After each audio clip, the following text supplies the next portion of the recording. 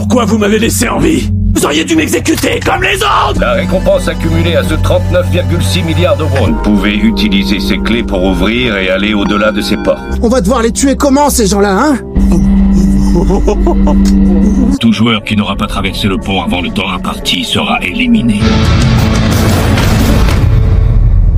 Joueur 411 éliminé.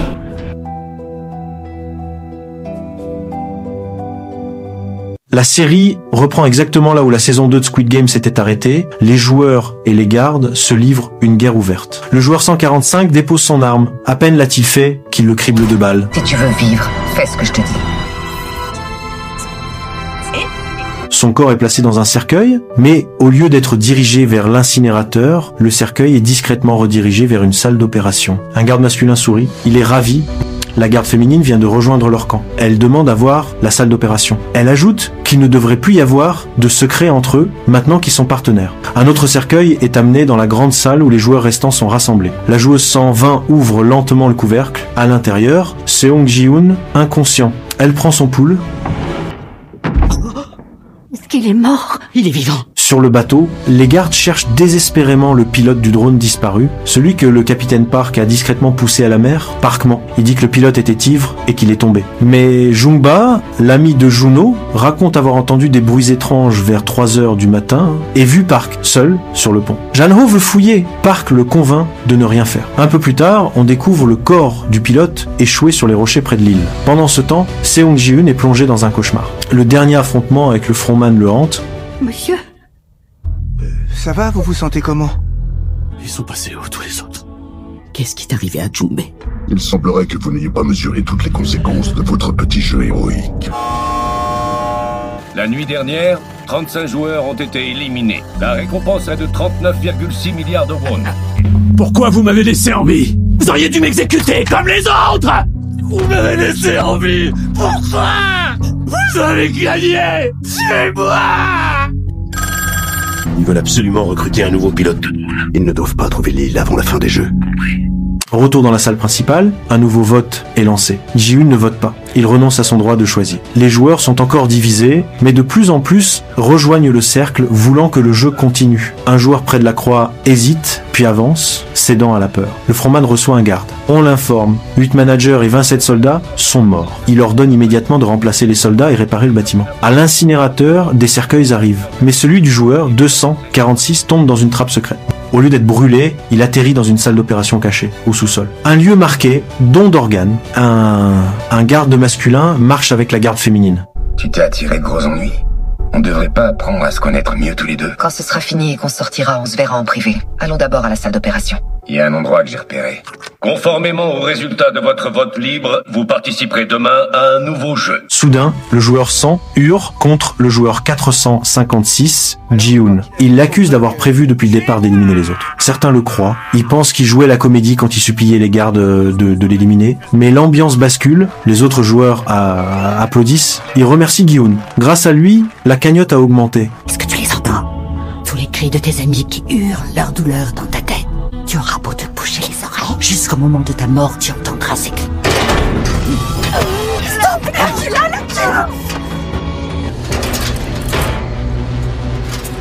Dans la salle d'opération, 3 hommes placent le joueur 246 sur la table. Les 2 gardes, l'homme et la femme entrent. Le garde dit aux autres « Elle est des nôtres, faites-lui confiance ». C'est pour ça qu'ici, personne ne porte de masque. La garde enlève son masque. Mais au moment d'ouvrir le corps, elle attaque, d'un coup sec.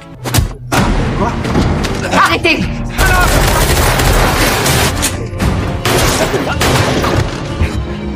Tu sais pourquoi j'ai fui la Corée du Nord? Mon commandant était un connard dans ton genre, et je lui ai mis une balle dans la tête. Me tuez pas! Je suis pas avec ce salaud! Tu vas sauver la vie de cet homme.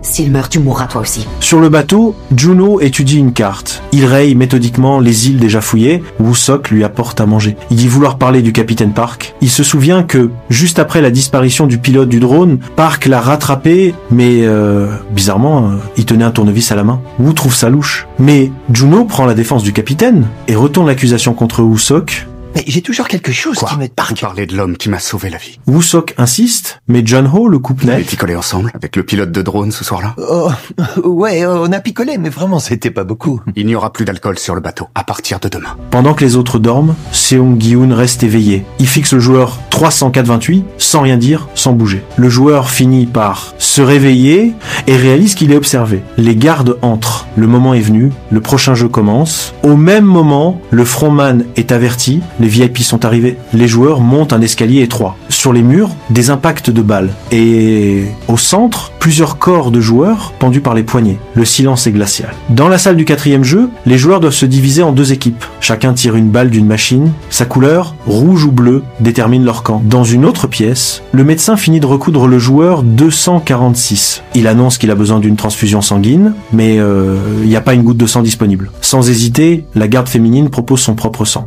Retour dans la salle du jeu, les joueurs tirent leurs balles. Les équipes se forment au hasard. La mère joueuse 149 et son fils joueur 7 sont séparés. Seong Ji-hoon, lui, tombe dans l'équipe rouge. Le jeu est révélé, une version mortelle de cache-cache. L'équipe bleue reçoit les instructions en premier. Elle a 30 minutes pour trouver la sortie et s'échapper ou se cacher sans être repérée. L'équipe rouge, elle, doit traquer et éliminer les joueurs bleus. Mais attention, un joueur rouge qui n'élimine personne sera éliminé. Chaque joueur bleu reçoit une boîte contenant un collier et une clé. Cette clé ouvre des portes dans l'arène, des cachettes, des passages secrets, mais une fois la porte ouverte, elle ne peut plus jamais se refermer. Les joueurs rouges reçoivent eux aussi des boîtes, dedans un couteau. Leur seule arme pour éliminer les bleus. Les joueurs bleus protestent. Vous pouvez utiliser ces clés pour ouvrir et aller au-delà de ces portes. On va devoir les tuer comment, ces gens-là, hein? Ils vont pas sagement rester assis là en attendant qu'on les tue. C'est pour cette raison que nous avons également préparé un petit cadeau pour l'équipe rouge. Vous, les membres de l'équipe rouge, ne sont pas autorisés à s'attaquer entre eux. Ils ont des couteaux, et nous on va se défendre avec des clés. C'est quoi ces conneries? Vous pouvez ouvrir les portes avec vos clés pour vous échapper. Et toi là-bas, Jangdae, t'es bon à ça, toi? On peut changer d'équipe? Exactement. Attention, une fois que le jeu aura commencé, échanger vos dossards ou changer d'équipe sera formellement interdit. Pendant ce temps, sur le bateau, un nouveau pilote de drone a été recruté. Woosok appelle Juno. Il lui dit qu'il ne reviendra pas ce jour-là. Il doit enquêter sur quelque chose d'important et promet de le contacter s'il découvre quoi que ce soit. Plus tard, Woosok monte dans une voiture avec un autre homme. Il lui annonce que leur ancien patron est mort. Il évoque un jeu de pierre-feuille-ciseaux, mais prévient, l'histoire est longue et très très compliquée. Dans l'arène, le joueur 44 entre en scène face à l'équipe bleue. La joueuse s'avance. Suivez-moi, je vous mènerai vers la liberté. Mais seulement 4 joueurs s'arrêtent pour l'écouter. Le joueur 124 s'approche. Il tente de convaincre un autre de rejoindre l'équipe bleue et de se cacher. Le souvenir le hante. La femme qu'il a éliminée plus tôt. Puis, soudain, il comprend, le joueur 125 a tout vu. Il était là. Il aurait pu l'aider, mais il n'a rien fait. Ému, il sort le collier de Thanos et murmure. Toute notre équipe est morte. Il ne reste plus rien. Il l'implore. Toi et moi, on est les 2 seuls à avoir survécu. Faut que tu sois un homme cette fois, Mills, ok? Laisse-moi. Je sais très bien que tu seras pas capable de l'utiliser, ce couteau. Fais pas comme si tu savais tout de moi. Allez, donne ce couteau. Je ferai le plus vite possible pour éliminer un joueur. C'est si facile pour toi de tuer quelqu'un. Je pourrais tuer tout le monde ici si ça permettait de sortir vivant avec toi et l'argent. Dès que le jeu commencera, je viendrai te chercher. Poignarde-moi avec le couteau et va-t'en. Donne-moi le couteau. Tu pourras pas le faire. Tu tuerais quelqu'un avec ce couteau. Et toi, maman, est-ce que tu pourrais tuer quelqu'un avec ce couteau? Papa te battait tout le temps et tu t'es jamais rebellé. Qu'est-ce qu'il y a? C'est quoi ton problème? Tu vas arrêter de me regarder comme ça! C'était pas de ma faute! On aurait gagné le combat et on aurait gagné le vote! C'est de ta faute! Ces gens sont morts à cause de ce plan stupide! T'es le seul responsable de leur blanc! Le jeu. Sur le bateau, le capitaine Park demande où est Woosok. Juno ment. Je l'ai eu au téléphone avant qu'on embarque. Il a dit qu'il avait une urgence familiale. Le capitaine n'est pas dupe. Dans l'arène, les joueurs de l'équipe bleue sont sommés de quitter la salle principale. La mère et le fils ont échangé d'équipe. Le fils rassure sa mère. « Je reviendrai vite, je ferai ce qu'il faut. » Elle lui répond calmement. « Je sais me cacher, j'ai survécu à ton père, tu te souviens ?» Il lui glisse. « Le couteau est caché dans ta barrette. Utilise-le si nécessaire, on quittera ce jeu ensemble. » La joueuse 222 rejoint le joueur 333. « Jure-le sur ta vie. » Il le fait. Elle accepte alors d'échanger d'équipe. Il promet « Je te retrouverai. » L'équipe bleue entre dans la salle du jeu. Un labyrinthe, des couloirs étroits, des étoiles lumineuses suspendues au plafond. Une voix gronde. Vous avez 2 minutes pour vous cacher. Ensuite, la chasse commencera.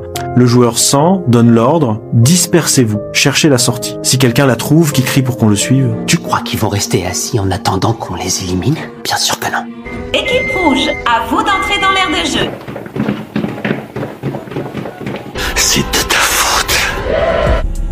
Le joueur 246 reprend conscience. Elle remet en hâte son uniforme avant que le joueur ne remarque l'uniforme ensanglanté du médecin au sol. Dans l'arène, l'équipe rouge pénètre à son tour. Le compte à rebours de 30 minutes démarre. Le joueur 124 prend une nouvelle pilule de son collier Thanos. Il en propose une au joueur 333 qui refuse. Les rouges se séparent à la recherche de leur cible. Oh putain!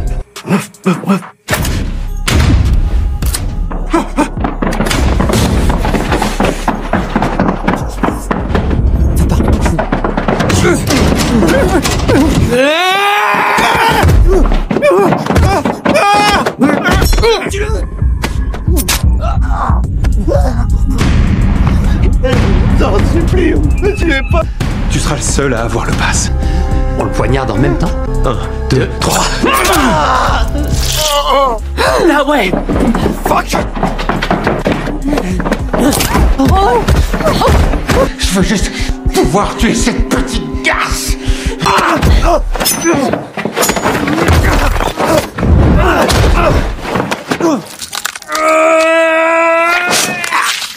C'est bon.